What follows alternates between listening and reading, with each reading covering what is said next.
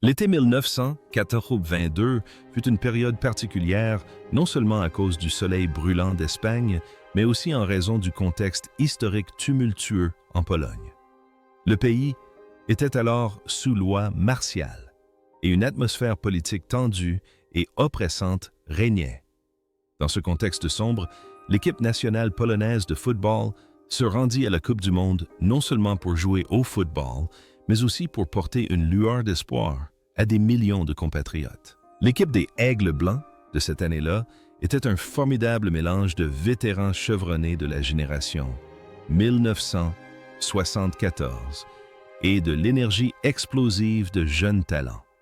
Grâce à leur style de contre-attaque incisif, leur combativité tenace typique de l'Europe de l'Est et leur technique individuelle magistrale, ils ont écrit une page de légende en décrochant la 3e place au classement général. Ils ont non seulement remporté la médaille de bronze, mais ont aussi laissé une trace indélébile dans l'histoire. Mais plus de 40 ans ont passé. Qu'est-il advenu de ces héros? Certains sont devenus des symboles de pouvoir, d'autres ont choisi une vie retirée, et d'autres encore reposent en paix. Tournons les pages de la vie de ces légendes. Andrzej Bunkol fut la révélation polonaise de la Coupe du Monde 1982. À seulement 22 ans, avec sa petite taille et sa technique hors pair, il était considéré comme un artiste sur le terrain. Son but contre le Pérou, après un magnifique 1-2 avec Boniek, témoigna de son talent inné. Bunkol apporta un vent de fraîcheur insufflant une fluidité bienvenue au jeu puissant de l'équipe. Cependant, la vie de Bunkol prit un tournant décisif. En 1986, il décida de ne pas rentrer en Pologne, mais de rester en Allemagne de l'Ouest où il joua pour le Bayer Leverkusen et remporta la Coupe UEFA en 1988. Cette décision qualifiée de « défection » suscita des critiques de la part des médias polonais. Mais Bunkol aspirait simplement à une vie meilleure.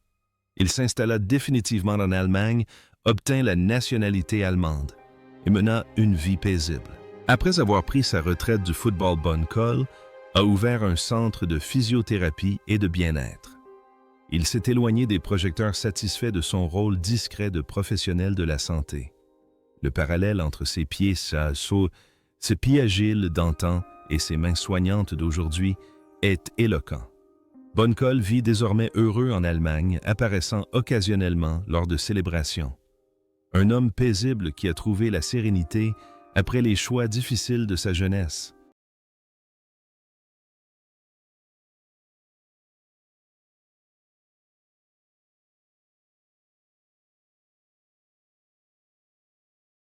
Władysław Żmuda, le pilier discret, l'homme qui a érigé le mur d'acier devant le but polonais.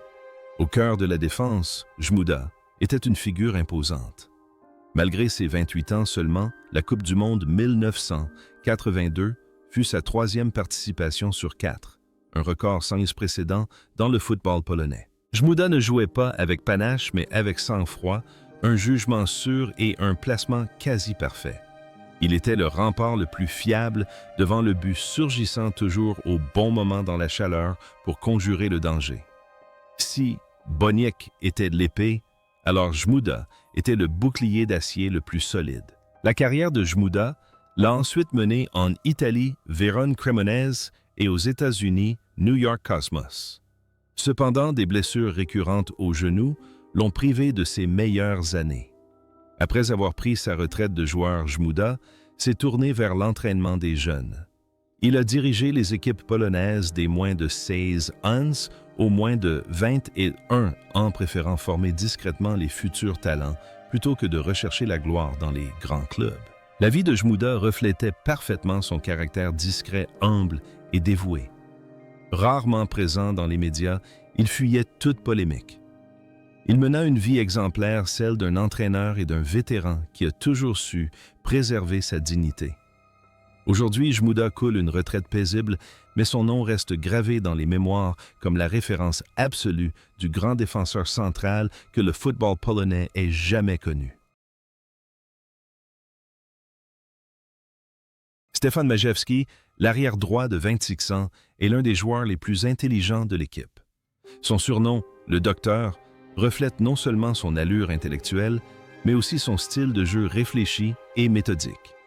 Son but qui a porté le score à 2-0 lors du match pour la 3e place contre la France reste le moment le plus marquant confirmant la polyvalence de Majewski, aussi bien offensivement que défensivement. Après le tournoi, Majewski s'installe en Allemagne pour jouer à Kaiserslautern et y connaît un succès considérable. Sa carrière d'après-joueur prend alors une orientation plus spécialisée. Il devient entraîneur-dirigeant plusieurs clubs et assurant même l'intérim à la tête de l'équipe nationale polonaise. Il occupe également le poste de directeur sportif de la fédération, jouant un rôle crucial dans le développement du système d'entraînement. La vie de Majewski est un modèle de méticulosité et de discipline. Toujours élégant, concis et méthodique, il se distingue des autres stars exubérantes par son savoir et son dévouement. Aujourd'hui encore, il demeure un expert et un entraîneur respecté toujours soucieux d'intégrer les connaissances modernes au football de son pays.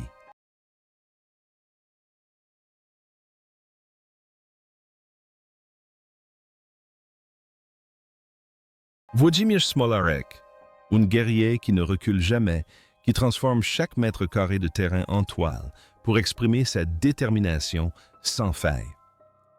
Aux côtés de Boniek et Lato Smolarek, 24 ans est une force offensive redoutable sur l'aile gauche, dotée d'une énergie apparemment inépuisable. L'image de lui fonçant vers le coin du terrain, balle au pied pour gagner du temps face à des joueurs soviétiques impuissants lors du 2e match décisif de la phase de groupe, est devenu un symbole de ruse et d'esprit combatif tenace. Smolarek ne se contentait pas de courir. Il se battait pour chaque mètre carré arborant toujours un sourire de défi. Après la Coupe du Monde, Smolarek devint une idole au Widzew Łódź, avant de rejoindre l'Eintracht Francfort en Allemagne, puis le Feyenoord aux Pays-Bas, où il connut une immense popularité. Après sa retraite de joueur, il se consacra entièrement à la formation des jeunes et en particulier à guider son fils Ebi Smolarek vers une brillante carrière en équipe nationale. Il mena une vie simple, toujours optimiste, et fut un lien précieux entre les générations de footballeurs polonais. L'image de ce père dévoué et de ce guerrier joyeux semblait promise à un avenir radieux. Pourtant, ce parcours empli de sourires s'est brutalement interrompu. Le 7 mars 2012, Włodzimierz Smolarek s'est éteint paisiblement dans son sommeil à son domicile à l'âge de 54 ans. Sa disparition a été un choc immense, laissant un vide immense dans le cœur de ses fans. Son héritage ne se limite pas à ses exploits, mais réside aussi dans cet esprit de ne jamais abandonner qu'il a transmis aux générations futures.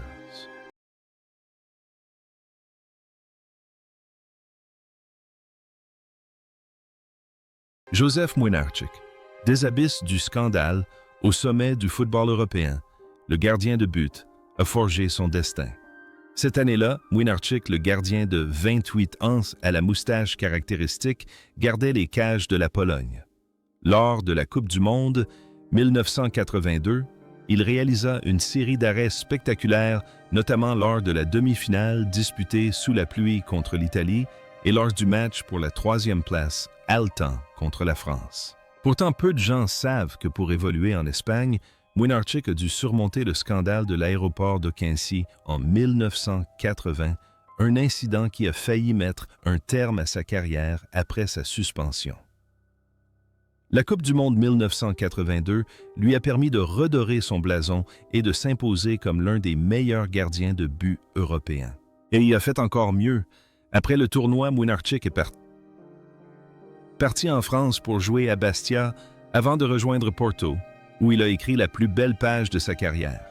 Il est devenu le premier et à ce jour le seul gardien polonais à remporter la Ligue des Champions en 1987 lorsque Porto a battu le Bayern Munich. Après sa retraite, il n'a pas quitté les cages, mais est devenu entraîneur des gardiens, continuant à former d'excellents portiers pour Porto et l'équipe nationale. L'histoire de Młynarczyk est une leçon de rédemption. Autrefois considéré comme un coupable, À cause de son penchant pour l'alcool, il est devenu une légende grâce à son talent et à son travail acharné. En dehors des terrains, Młynarczyk est un homme sage, discret et pragmatique. Après avoir pris sa retraite du football, il a même travaillé comme chauffeur routier avant de revenir sur les terrains, faisant preuve d'humilité et d'une volonté de recommencer. Aujourd'hui, il continue d'entraîner et incarne un exemple remarquable de résilience face aux erreurs du passé.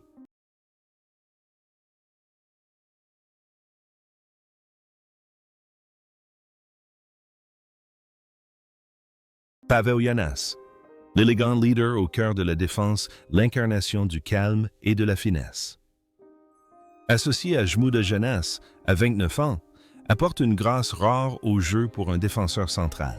Il est non seulement redoutable dans les duels, mais possède également une excellente capacité à initier les attaques de loin. Le calme de Janas contribue à l'équilibre de toute la défense, formant un rempart infranchissable devant le but de Młynarczyk.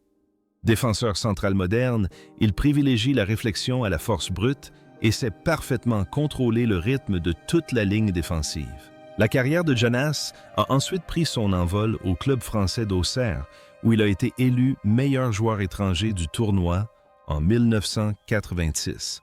Après sa retraite de joueur, Janas est devenu l'un des entraîneurs polonais les plus titrés, menant le Legia Varsovie en quart de finale de la Ligue des champions et dirigeant l'équipe nationale lors de la Coupe du Monde 2006. Malgré les polémiques entourant sa décision d'écarter des joueurs clés, dont le gardien Dudek, son talent d'entraîneur est indéniable. En dehors des terrains, Janas était un homme discret, parfois distant mais très déterminé. Sa vie après le football était plutôt privée. Il se consacrait à sa famille et à sa passion pour la chasse. Malgré sa retraite du football de haut niveau, Paweł Janas reste une figure marquante, ayant connu la gloire et l'amertume comme joueur et entraîneur.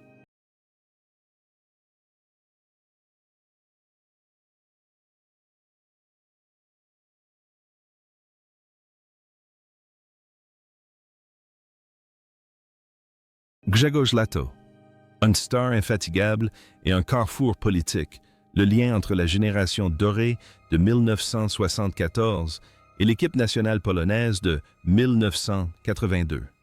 Si Boniek représente le présent et l'avenir, alors Lato, 32 ans, est un témoin de l'histoire possédant toujours une vitesse qui inspire la crainte aux défenseurs, même si sa chevelure, autrefois abondante, s'est décolorée avec le temps. Il évoluait avec assiduité sur l'aile droite, jouant un rôle essentiel sur le terrain et encadrant les jeunes joueurs. Même s'il ne marquait plus autant de buts qu'auparavant, la présence de Lato restait une source de motivation importante, contribuant à préserver l'identité et la confiance de l'équipe sur le terrain.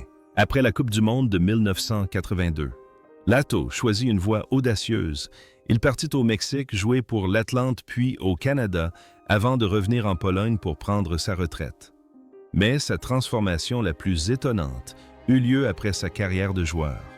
D'homme simple et accessible, Lato se lança en politique, devenant sénateur, puis remportant la présidence de la Fédération polonaise de football face à Boniek.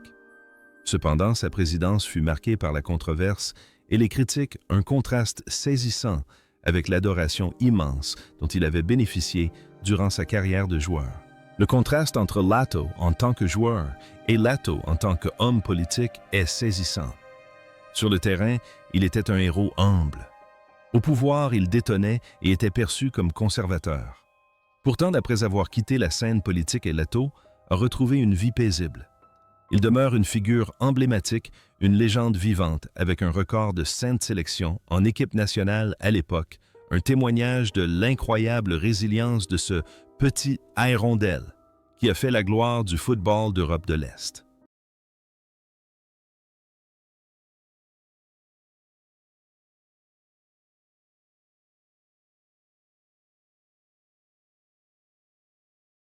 Zbigniew Boniek la force le cœur et l'esprit ultime de l'équipe nationale polonaise en 1982.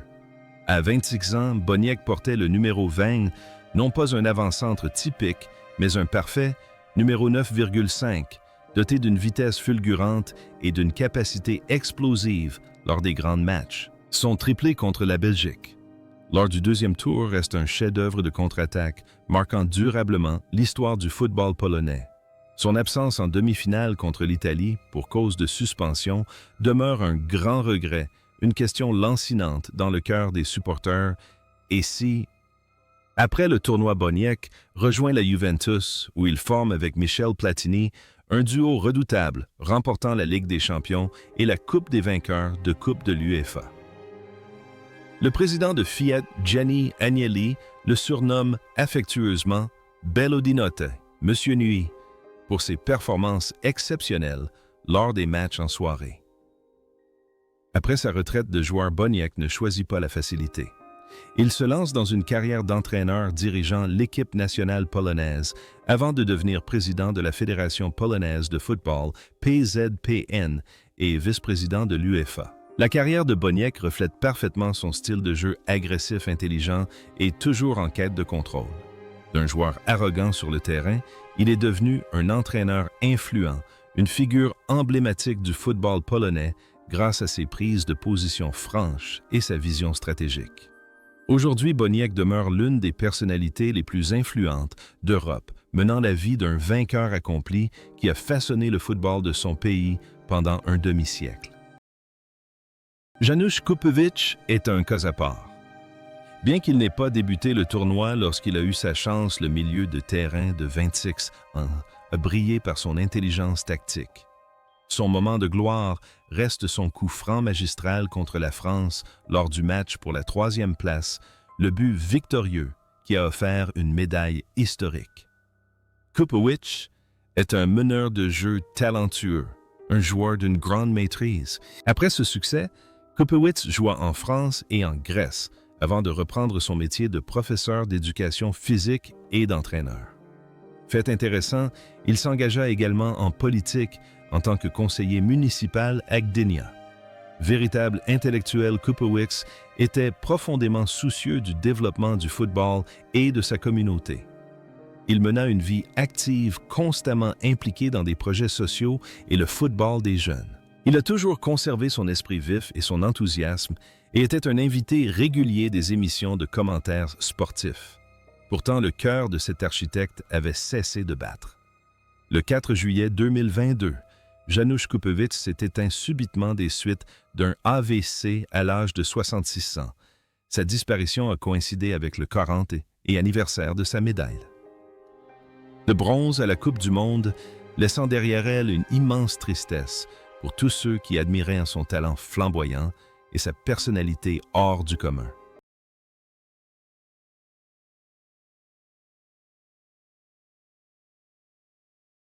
Waldemar Mateschitz fut le héros le plus méconnu. À seulement 20 ans, il porta sur ses épaules l'immense responsabilité du milieu de terrain, offrant à Boniek un soutien indéfectible. Mateschitz courait sans relâche, se battant avec une énergie inlassable.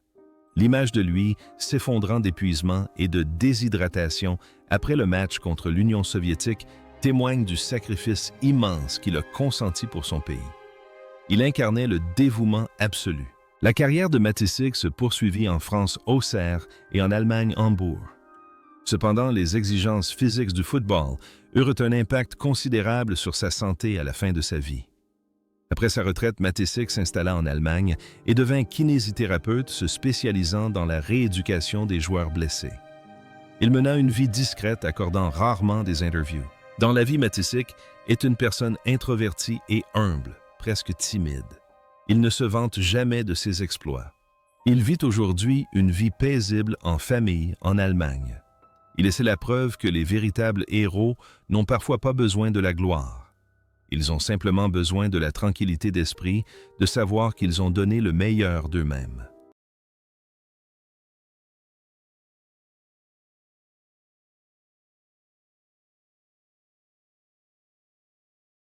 Marek Dżuba a débuté le tournoi sur le banc, mais a gagné sa place de titulaire en seconde période, grâce à sa fiabilité et sa ténacité. Ce défenseur de 26 ans est un symbole de saine concurrence et d'efforts inlassables. Si Dżuba n'est pas particulièrement brillant techniquement, il compense par son tempérament de feu et sa discipline tactique absolue. Ayant passé toute sa carrière à Łódź jouant pour les deux clubs rivaux, le ŁKS et le Widzew Juba, est une légende locale. Après sa retraite de joueur, il est devenu entraîneur et s'est consacré à la formation des jeunes dans sa ville natale. C'est un homme franc et honnête, avec un style de jeu de rue résolument combatif. Juba vit toujours à Łódź, où il profite de sa retraite et continue de suivre le football de son pays. Il incarne la loyauté et l'amour inconditionnel du sport, un homme simple qui se moque de la gloire et du luxe.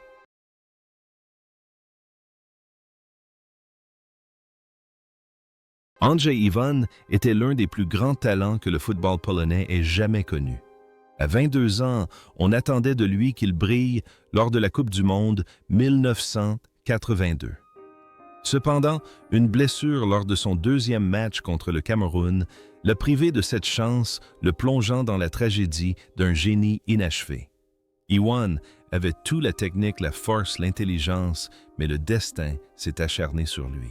Après sa carrière de footballeur, la vie d'Iwan a été une longue descente aux enfers, marquée par la dépendance, les jeux d'argent et l'alcoolisme.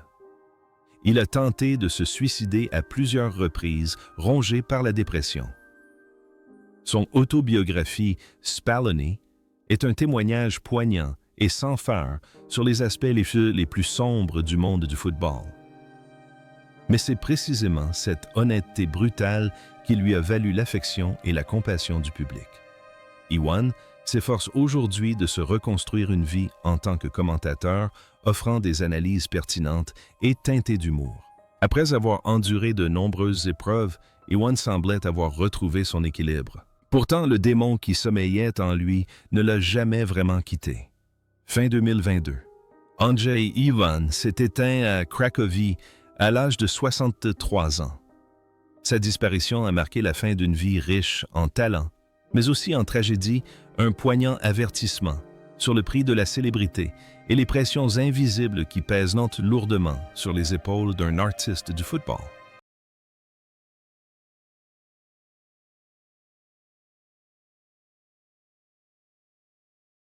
Andrzej Czarmak, le Diable, aux cheveux longs et à la barbe fournie, arriva à la Coupe du Monde. 1982, en tant que star de la génération, 1974. Cependant, à 31 ans, il passa la plupart de son temps sur le banc, ne correspondant pas au plan tactique de l'entraîneur Piecznik. Néanmoins, son but contre la France lors du match pour la 3e place témoigna du talent exceptionnel de cet attaquant redoutable dont la carrière ne s'est jamais démentie. Czarmak devint par la suite une légende vivante au club français d'Auxerre, où il marqua plus de 4,26 buts et fut traité comme un fils par l'entraîneur Giroud. Il s'installa définitivement en France, travaillant comme entraîneur et menant une vie paisible. Czarmak était un homme raffiné et jovial qui s'intégra parfaitement à la culture occidentale. Aujourd'hui, Czarmak coule des jours heureux en France et revient occasionnellement en Pologne pour des événements sportifs. Il ne garde aucune rancune pour ses années de remplaçant, mais y repense avec un sourire indulgent. Véritable gentleman du football, il a prouvé que la classe est intemporelle.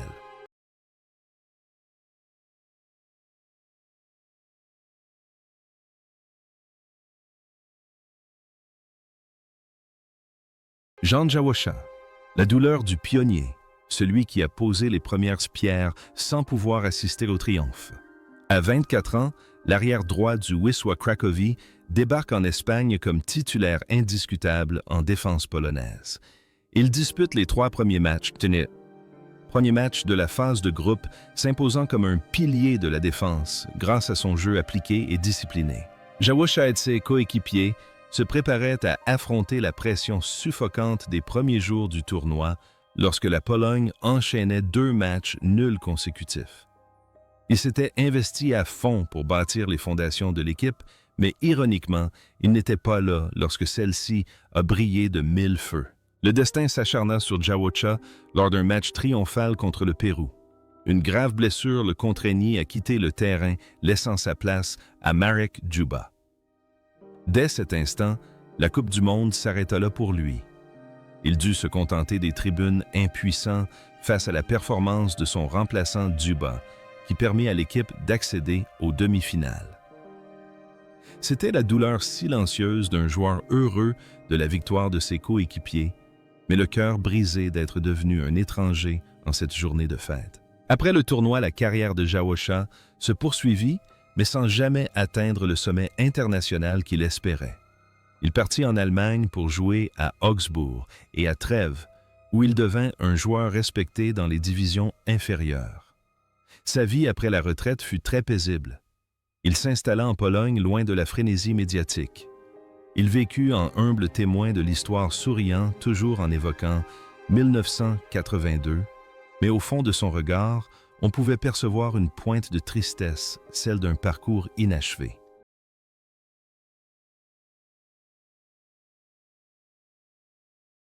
Włodzimierz Ciołek, le prince, discret et modeste, qui brillait de mille feux même sans être titulaire.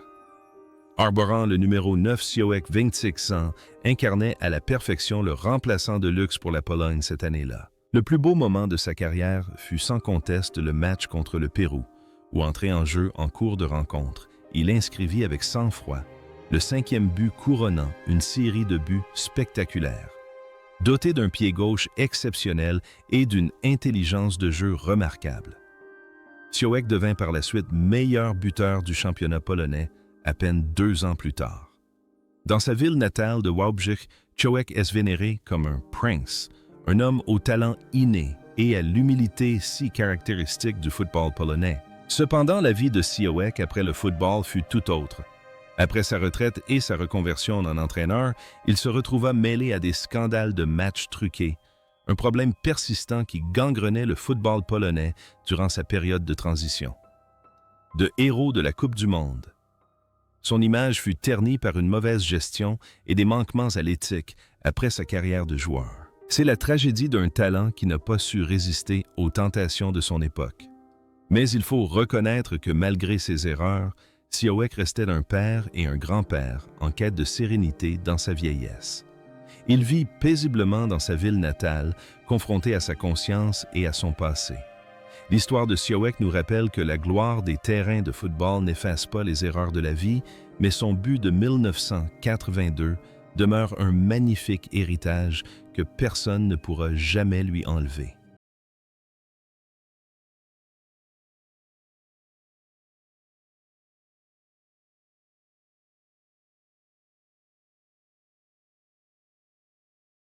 Roman Wojciecki, le géant qui a trouvé sa place, un rempart inébranlable en défense centrale. Du haut de ses presque 1,9 mètres, Wojciecki inspirait une confiance absolue à chacune de ses apparitions. Lors de la Coupe du Monde 1982, le défenseur central de 24 ans n'était que remplaçant de la charnière Żmuda Janas et ne joua que 45 minutes lors du match pour la 3e place contre la France. Malgré son temps de jeu limité, Wojciecki a néanmoins démontré les qualités d'un défenseur central moderne, grand fort mais agile, doté d'un excellent contrôle du jeu et d'une grande puissance dans les tacles. Il incarnait la profondeur et la solidité de la défense polonaise cette année-là. Ce qui est le plus intéressant chez Wojciecki, c'est son parcours après le tournoi. Il fut l'un des joueurs polonais les plus brillants à évoluer à l'étranger en Allemagne. Devenu une légende avec Hanovre 96 et le FC Hamburg, il joua régulièrement en Bundesliga pendant de nombreuses années. L'Allemagne devint sa seconde patrie. Après sa retraite, Wojciecki ne retourna pas en Pologne, mais s'installa définitivement en Allemagne, où il ouvrit une école de football prospère, ainsi qu'un centre de physiothérapie. La carrière de Wojciecki témoigne de son incroyable travail acharné et de sa capacité d'adaptation. Parti d'un rôle de remplaçant relativement inconnu en Espagne, il a bâti une vie épanouie et prospère à l'étranger. Il est un modèle de réussite, un homme qui a utilisé le football comme tremplin pour transformer le destin de toute sa famille. Aujourd'hui, Wojciecki vit heureux en Allemagne, où il contribue aux échanges culturels entre les deux pays et fait la fierté des Polonais de l'étranger.